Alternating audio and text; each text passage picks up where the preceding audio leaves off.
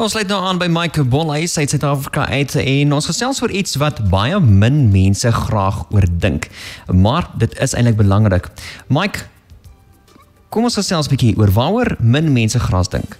Is wat gebeur met jou goed, jou besittings en jou mense as jy sonder 'n testament sterf? En hoe maak 'n mens seker alles word reg hanteer na jou dood? As dit julle goeie dag, ons hoop dit gaan met julle goed en dat julle veilig en gesond is.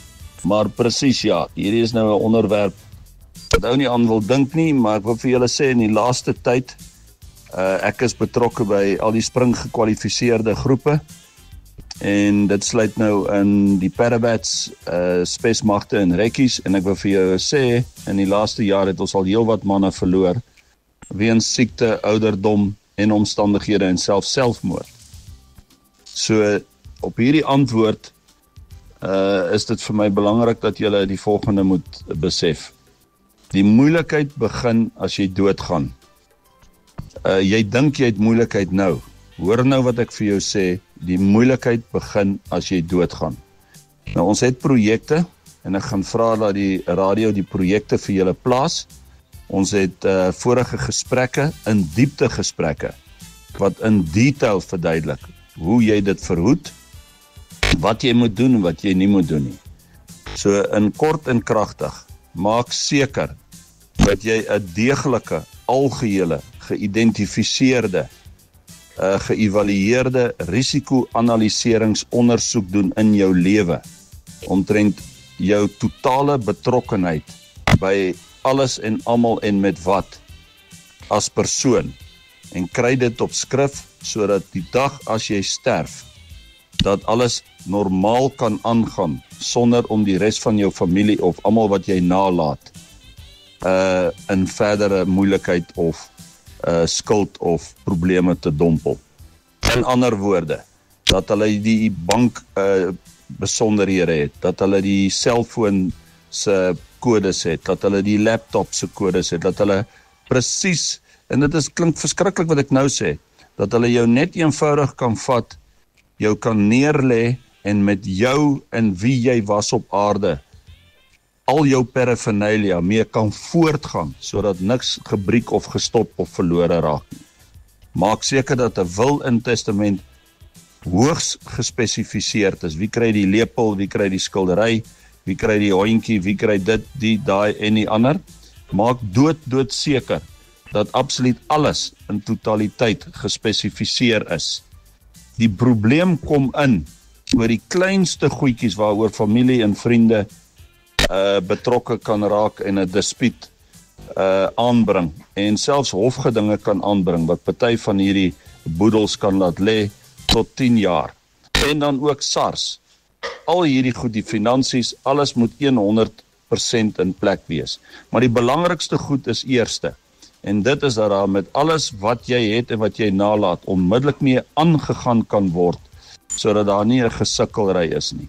Needless to say, jy maak nie net een kopie nie, want baie keer kom die mense en nou sê, ja, maar die handskrif, of daar was beïnvloeding, of die, of daai.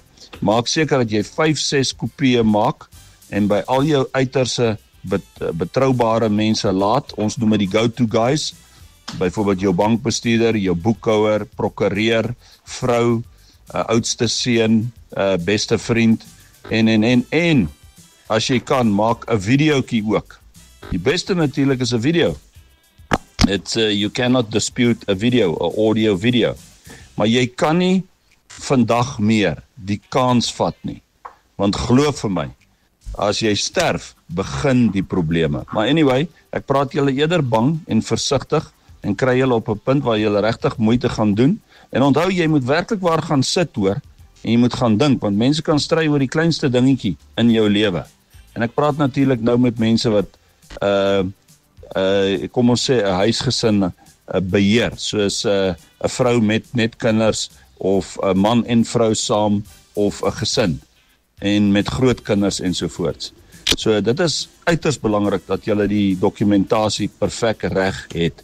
Maar doen julle self 'n guns, luister na daai gesprekke van my, luister dit deeglik, maak notas en doen dit so, en doen die moeite om dit so te doen.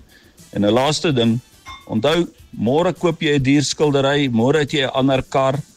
Elke keer verander iets. Die oomblik as jy iets koop, jy moet altyd 'n leer hou van enige administratiewe en finansiële situasies in jou lewe. Jy kan nooit nie aanpas nie. En dit moet bygevoeg word met 'n addendum. So gestel jy kry môre 'n polis wat uitbetaal en daar's 'n paar 100,000 rand, moet jy sê wat met daai geld moet gebeur. Of jy koop oor 'n jaar 'n campervan en hy is baie duur, of 'n ekstra stukkie grond en. Mense vergeet dit. En dan is daar 'n will and testament wat oud is en nie opgedateer is nie. 'n Will and testament is soos 'n sakboekie wat jy by jou hou. Jy moet hom gereeld en aanhoudend opdateer en seker maak dat, soos ek gesê het, reg en in plek is. Natuurlik, mense gaan emosioneel wees, hartseer wees, en die beste ou het gesterf, die beste vrou het gesterf, en almal gaan by die begrafnis wees, en al die hartseer goed gaan gebeur. Maar glo my, die oomblik as dit daar weg is, gaan elkeen sy pond vleis wil hê.